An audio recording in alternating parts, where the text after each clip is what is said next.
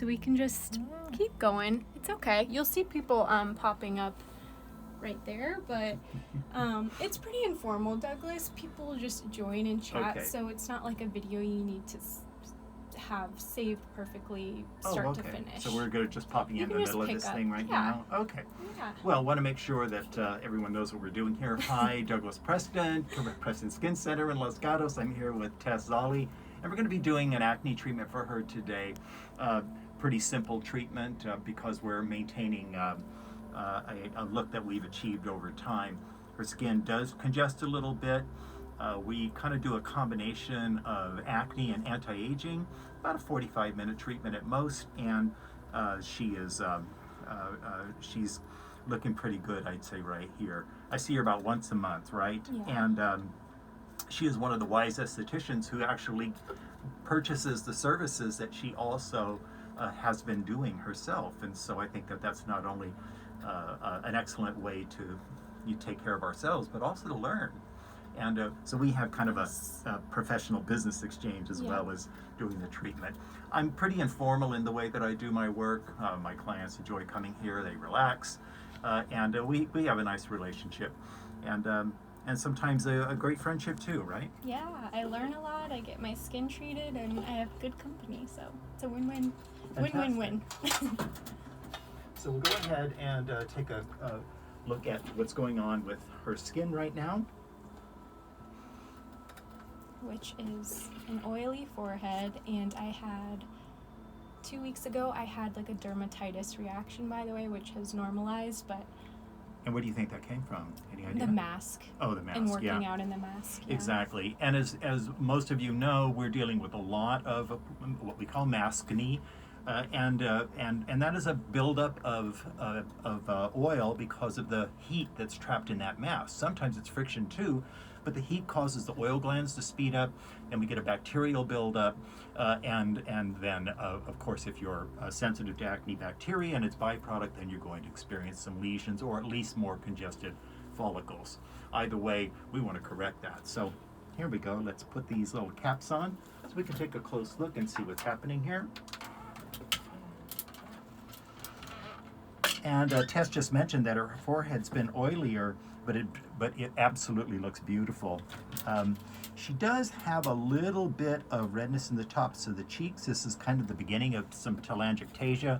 We want to be very careful about that. So skin like hers is not going to be ideal for friction or high stimulation, and certainly we have to keep the heat down. That's happening right here. And it's also present on the chin a little bit as well. So I'm going to be cautious about that. This is not a good area to be performing abrasive things such as microdermabrasion. We want to use enzymes or exfoliating acids to handle this. So let's just take a look over here. And since I saw you last, Tess, you've got a few little buildups in here, but your skin's actually looking really great. Thank you. And so we'll make sure that we don't leave anything in place. But I think what we want to do is do an exfoliation, get the skin certainly hydrated, remove the little sebaceous plugs where we see them, and you'll just look fabulous. Woo! Wonderful. Okay. So did you say your skin seems to be oilier than usual? My forehead has gotten excessively oily, like in the past year. Yeah. It could be hormones, Okay. Birth control, because I've always had normal to dry skin. So to me, to have like oily skin at all is kind of shocking and weird. So I've been treating it with your benzoyl and my own AHA product. All right. And of course, it's been warmer. Yeah. So warmer weather, as we all know, is going to stimulate the glands, and but I don't see any secondary problems from the oil itself. And again, you can. There are different tools you can use for cleansing. I really like working with my hands, and again, particularly skin that's more sensitive and in areas like the tops of the cheekbones and here. I'm not going to be using abrasives. How's our chat now, Kathy? Lots of chatters. Lots of yeah. chatters. Hi guys. No questions. Just everybody's questions? waving and throwing hearts to you. Oh, thank you guys. You can feel free to ask us questions. Paused. You're okay. Good. This is my 40th year in aesthetics, and for those of you who've been in it as long, and I would assume most of you are some years behind that, I can tell you that in all the years I've been practicing treatments, and I'll bet in this time I've probably performed 80,000 facial treatments. You know, it's just as enjoyable now as it was in the beginning. Probably more so because, you know, when we first start, we're really nervous. That first year is really, you know, quite Getting a comfortable. learning experience, Yeah. right? Yes. Yeah, and then we get all of the challenging clients our first year, right? We get the crazy Of ones course. and the Yeah, those situations. it's like a law, you know, in the Oh, years yeah. that I had employed people, every time I would get a new esthetician out of school that we would train, it was like they would just magically attract like crazy people, Exactly. right? It's the law of attraction. It's- It's your energy being like unsure of yourself Mhm. that the universe is just like, It's also a great test, right? yes, that's Exactly. So anyway, I've just used a mild oily skin cleanser on Tess here, and then we'll go ahead and acidify the skin for the alpha hydroxy acid that I'll be using.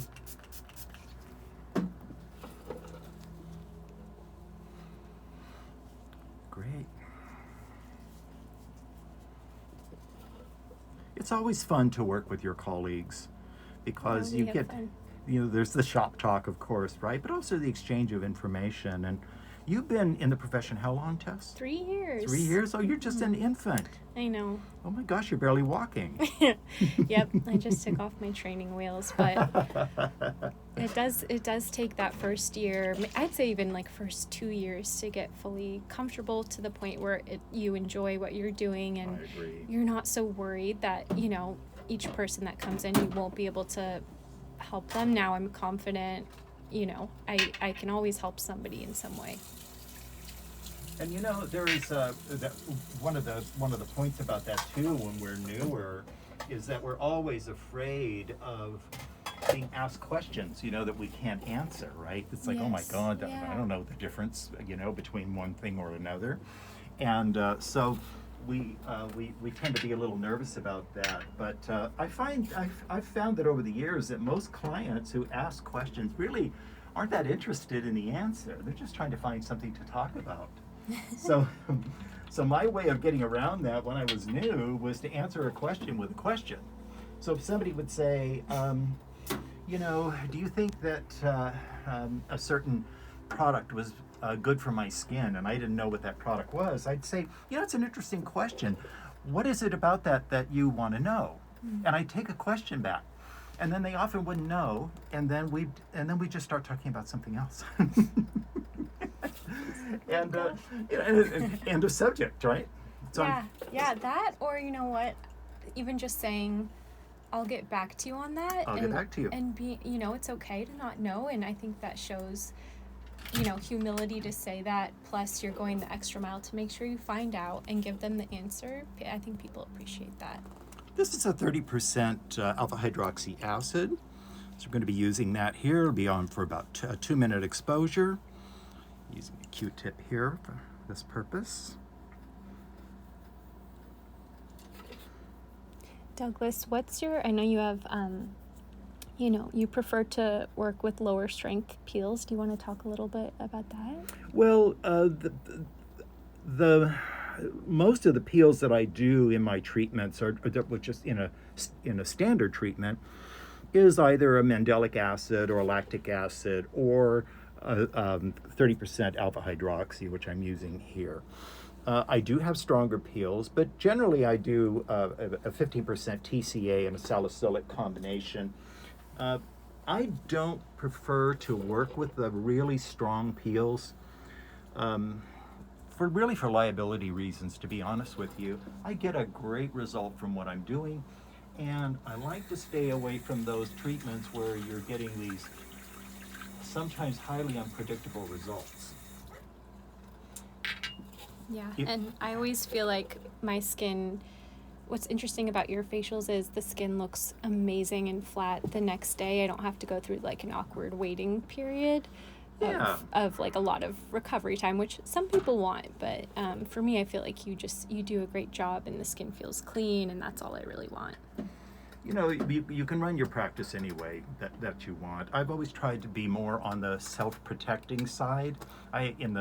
In 40 years, I've never had a lawsuit. I've never had a negative Yelp review. I have never had a client say, you know, you're just not delivering what you promised. Hasn't happened. And it doesn't mean I'm perfect by any stretch, but it does give me the idea of a really safe range in which I like to operate. You know, I'm not a doctor. I'm not trying to, you know, cure diseases. I want to make my clients happy, and you know, for all these years, it's certainly worked plenty well. I'm just a couple of years probably out from retirement, and I hope to go out on a high note and a good score. So, you know, again, that's why I choose to do things the way I do, and I've made a good business out of it. No question. How's that feeling, by the way? Feels great, just a little slight tingle. Okay, just about 30 seconds more, and we'll take that off. You're doing great. You're a pro. Ah. Man of many talents. Glad to know. If any of you have questions as we're going along here, I'm very, very happy to answer them. Yeah, I am a career and business coach for estheticians and have been for many, many years. So here's a good chance to get a little bit of free information. Yes, and this is Douglas's first live, but if you guys would like to follow him, maybe he'll do more of these lives and he can answer more questions in the future. Yeah. Are there any questions yet, Kathy? Lots of hearts floating in the air. Okay.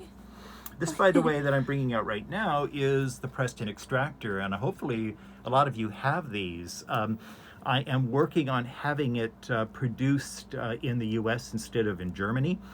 We're getting pretty close to that now. It's going to be have a little bit of redesign. This end here, this cup and hole end, which I really don't use for anything, this will be disappearing. And the handle will be a little bit longer, about like that. So this is pretty much what we're going to see. This is the working tool, this little hook end here. And it's just the most fabulous tool. You would really get a, if I had a true acne client, you'd get a really good view of what this will do. But at the same time, we'll make it work here and today. Excuse my faces, guys. I'm gonna try to be a brave girl, but I mean it's not bad, and it is just the most thorough extractions I've ever had. So I do drive about an hour and a half for Douglas's company and for this amazing tool, and the facial. It just really gets my skin super clean and clear, and the results last a long time. So I come in like once or twice a month for maintenance. And I have a great home care routine, but I think the extractions for somebody who's acne prone like me are crucial. And if there was one tool I would recommend having for your suite or your business, it's Douglas's tool, just because it makes the extraction process so thorough and more complete than a lot of the tools on the market. And by the way, for that, on that note, if you want to see more about the extractor, you can go to PrestonSkinCenter.com and look in the store there, and you'll see where you can purchase this tool. You can also write me at Douglas@PrestonSkinCenter.com, and we can send you some links on the use of the tool and some of its background. If you do go there and purchase it, I'm going to give you a little secret. When you're paying, if you put in the coupon code TESS, TESS 10, you get 10% off that tool. Okay, so and that's just a gift to you because this woman is a great promoter of mine, so I really like to help. And I only promote it because I believe in it. I love it.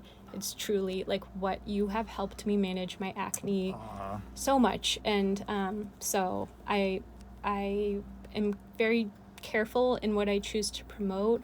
But this tool is it, and it's an asset. It's an asset to your business. So that's why I believe in it. And I want you guys to have the best This of the tool best. has really rocked the acne business, and I invented this tool 38 years ago. It's exactly the same. I have sold it all around the world, and we have never had taken one back. That's how good this thing is, and we're happy to do a refund if someone doesn't like it, but we're still waiting after all these years. Okay, so I just neutralized the peel. And now we're going to go in and remove any impactions that I can find here. Again, this is as good as I've seen your skin, so Oh, good. fabulous. So I see a little impaction here, it looks like. So let's just go down here with the tool, and we're going to come underneath this guy.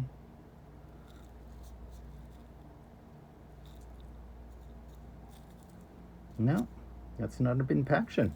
It's a bump. Come on over here. Let's just take a look around. You're not going to disappoint me today, no, are you? I know I have some on the left side. Excited to get you here to do this, but we have been just keeping her too fabulous.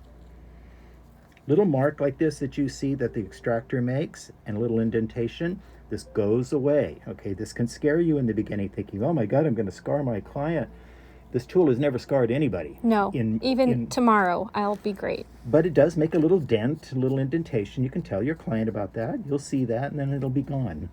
But so don't let that cause a lot of fear here. So I'm just pulling the skin.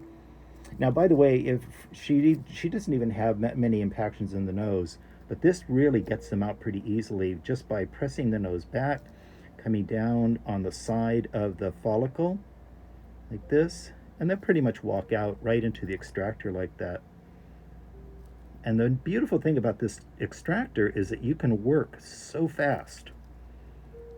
How are we doing down there? Doing great. Okay. And I have the tool linked in my bio too, if that's easier for you guys to access. Oh, fabulous. Okay, let's pop over here, see what's going on. You're just too perfect. No.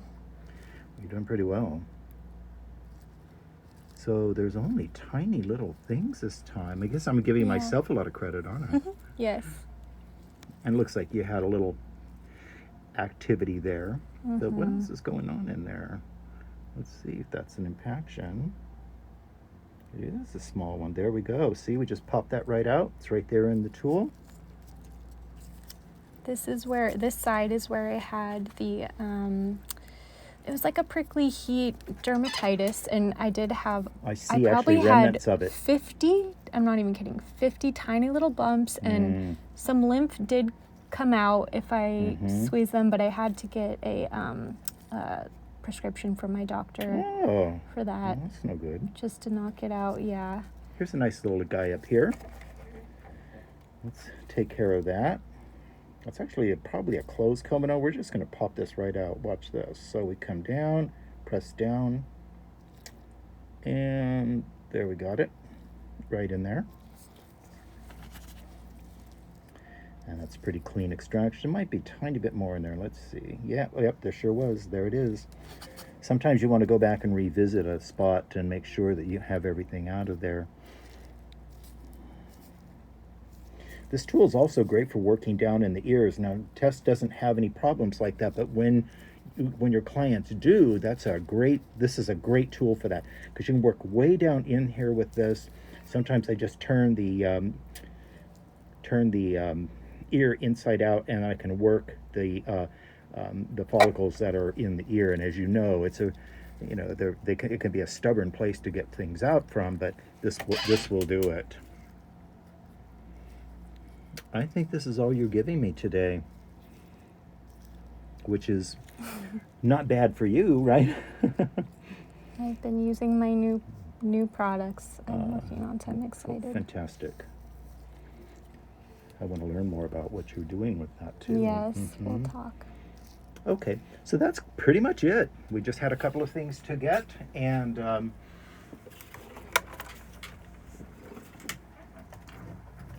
pop this into the used tool sanitizer.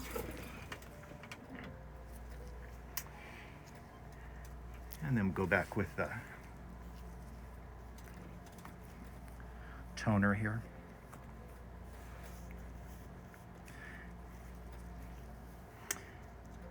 And just looking at time here. So what I'm going to do is not use any kind of a traditional mask today. I'm going to put, because I want to keep her skin moist, we're going to use a hyaluronic acid and a peptide. And then I'm going to pop, would you mind if we did a LED treatment today? I love your LED. Fabulous. Yeah, let's do Okay, it. that'd be great. And I have a Lightstim Full Spectrum panel over here. It's not the newest model that they have. They've got actually, this is now broken down into a 4-panel system. It's really great. I'm too close to retirement to get one of those, but this is just a marvelous device. And for the redness in her skin, for generating new collagen, for healing and so forth, this will be just really ideal. So we'll do that. And for that, we'll want our laser goggles.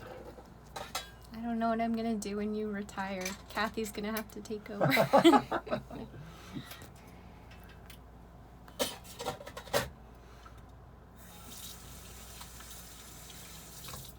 Well, you'll find talent out there. Yes. One of the beautiful things about doing aesthetics is that, and again, in the 40 years I've been practicing, is I haven't seen any real threat to our profession, whether it is lasers, laser hair removal, all the various acne drugs that have come out, and full 50% of my clientele is acne. We have a profession that I think you can count on for many, many years ahead. I would certainly hate to be in certain kinds of professions where technology is going to just knock it out. But for us, I think we're safe. But remember, one of the things you always want to do is keep your treatments, even acne treatments, as enjoyable as possible. So this person who is time pressed, and that's the biggest enemy to estheticians, time, looks forward to coming here, not trying to figure out, oh my God, I got to go there and where am I going to get an hour? If they like what they're getting, they'll find that hour or hour and a half or however long that you spend on that. So I'm going to be using some goggles. These are from Honeywell, and they are for laser treatments. As you know, these panels can be extremely bright. I always check with my clients to make sure that they're going to be comfortable with it. A surprising number of people really find these panels just too bright. And the only alternative is to pull it back further than you want, because none of these goggles really cut out all the light. The light actually travels right through the skin, and you can still see it. But and in this case, I'm just going to do a 10-minute exposure here. But and how is that, Tess? It's good, That yeah. working okay? It's bright, but it's okay. So as long as a client does not have a hypersensitivity to the eye on the eyes, then these panels work out very, very nicely. Again, we're just going to do a 10-minute exposure today. This is really great post-extraction because of the inflammation. Was there a question there? There is. Finish your thought, and then I'll ask the question. Okay, no, good time. Oh. Where did you purchase those goggles? You can go to honeywell.com and they might have them. I still have the company that I bought them from is a distributor of various types of equipment, including laser protection. So if you write me,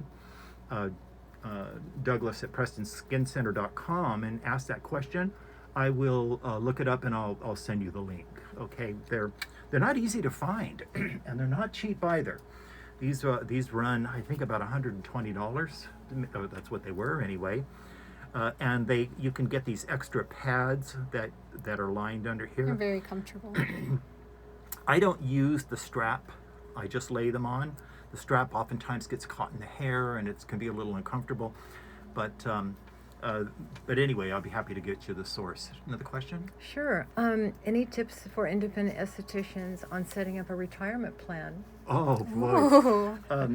that is a who I love you. Whoever asked that question, it is so important. I have set up a wonderful retirement. Most estheticians are not gonna finish their careers with a lot of money because they didn't put it in place. The thing you want to do is to start an IRA right away.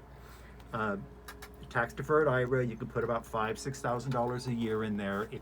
The interest compounds, and I started doing that fairly late, to be honest with you. But there's an impressive amount of money in my retirement account now, and I will be able to retire comfortably in a couple of years. And so start with an IRA, put anything you can in it, make sure that you make it a priority, and then just grow it. That's the best way. That is the only way most of us are ever really going to see our income become wealth. What advice do you have for an esthetician fresh out of school? Learn. You know, an esthetician's license is really nothing but a certificate to learn. And so, you want to ask yourself some kinds of questions, personal questions, which is, what do you think is your ideal working environment? What kind of customers do you want to work on? What sort of services do you want to focus on? What kind of money do you want to make? And then take a job somewhere. Don't start out working on your own. You really want to just go and see what's out there, and you'll learn a lot. I had 2 jobs before I went independent, and I'll tell you, I learned a lot from both of them, and mostly what not to do. And so if you're new, you're doing the right thing. Watch videos like this, ask questions, gather as much information as you can, and eventually that turns into working wisdom, and you're on your way. Everybody's saying thank you, thank you. Yay, yeah, this is so valuable. I have a question. Yes. Where do you get most of your aesthetic supplies? I mostly buy them online. I mean, if we're talking about things like linens, for example, I buy all of that on Amazon. Okay. I get my cotton rounds and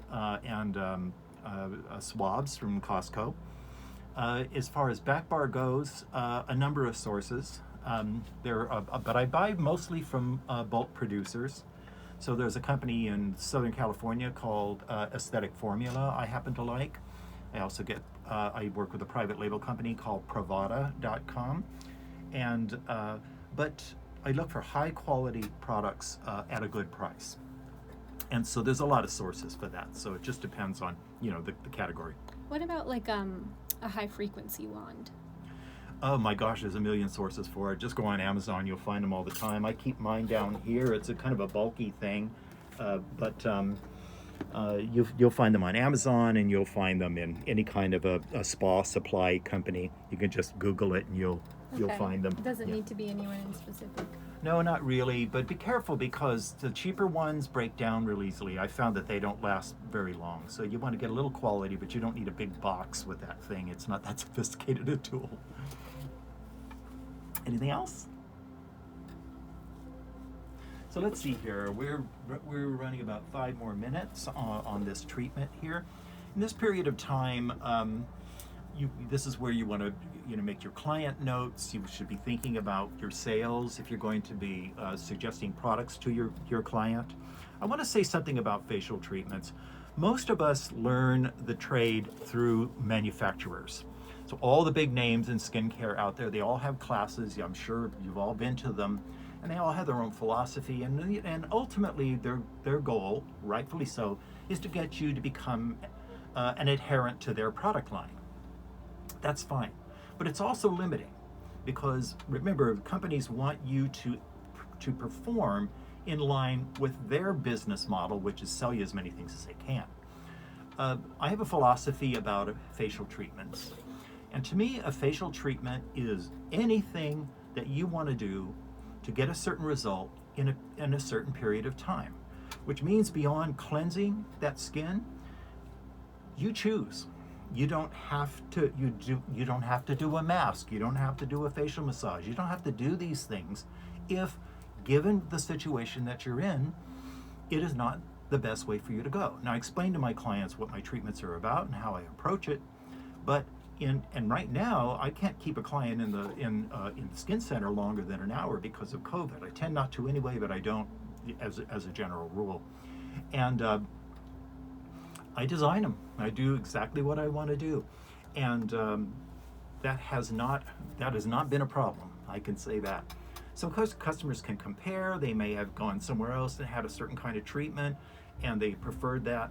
But we need to work according to what our knowledge is, and also the economics of a treatment as well. That's important.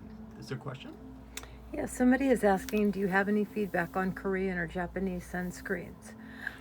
She gives one as an example, Misha products. Well, right now, Korean products are kind of the flavor of the month, and they have been for a little while. I don't necessarily find them as Korea as a superior source, and that kind of goes around the world as a favorite sourcing of products for skincare. But I do know that they work. I work with some Korean masks, for example, sheet masks, and I happen to like them. But at the same time, when you're talking about sunscreen, I don't explore everything, because once I'm happy with something and it works, then I tend not to change it very much. There's no point in doing that. So I wish I could give you a better answer than that, but there's just so many options out there. It's at this point, I don't even try to keep up. So forgive me. Doing well down there? Doing great, yeah. Okay. I was just thinking about, there's been a lot of controversy with sunscreens lately, and a lot of brands kind of, people finding out they don't have the protection they claim to have. So it is kind of dubious. I recommend what Douglas is saying. Find a brand that's really reliable. I really like Neova and Glymed and Is Clinical, because they are used in oncology centers and hospitals, so I find them more reliable and trialed and tested. So I don't mess around too much with the SPFs either. Question? What are the most essential tools or supplies that are a must for new estheticians? I'm about to do I'm about to deliver to Dermoscope magazine a class called How to Start a Solo Skincare Practice. You might want to look for that. That's so exciting. And I just finished all the editing on it, so I'll be sending it off in the next day or two. And one of the sections in there is about the essentials. Okay, it's real simple. Bed, stool, mag lamp, hot towel cabbie, if that's how you're using it. I generally prefer to use a steamer, but right now in California with COVID, we can't use a steamer because it creates an aerosol. So hot towel cabbie for your spa wraps, and I also use it to heat up certain products. There we go. I'm done microwaving. That's right. And to warm up certain products, I would use that. I would consider a high frequency unit great, and the one maybe quote sophisticated device that you're going to want, a microdermabrasion machine, and I have a very compact diamond tip model here that works just fine. I also have a version of a hydrofacial type of machine. This is a unit I bought from a distributor in China. I really only use it just for the hydro cleansing and peeling. That's all. This comes also with RF, but I can't use that. And that's pretty much it. There's smaller units than this available, but the company that I got this from was very interested in me having it, so they made a nice deal with me. And those are the main tools. And if you just have those, you can do almost anything that you want to achieve the result that you're looking for. Okay, and I'm going to apply hyaluronic acid to the skin so that we can get really nice moisture grip without using lipids. And then I'll apply a peptide after that. I think I gave you the impression that I was going to use those with the LED, but it wasn't my intention. It was after.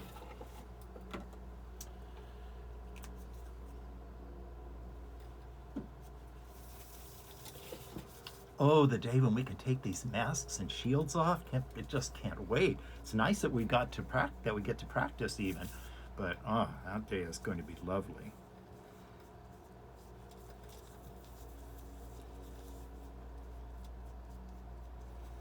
And you can see Tess always just has this beautificent smile on her face. She's just, wouldn't it not be nice if they were all like her? Although I don't have a single client I would consider unpleasant, not in the least. You attract the good ones, and you attract what you put out too. You know, it's funny. It really is true. I just never have an issue with a client.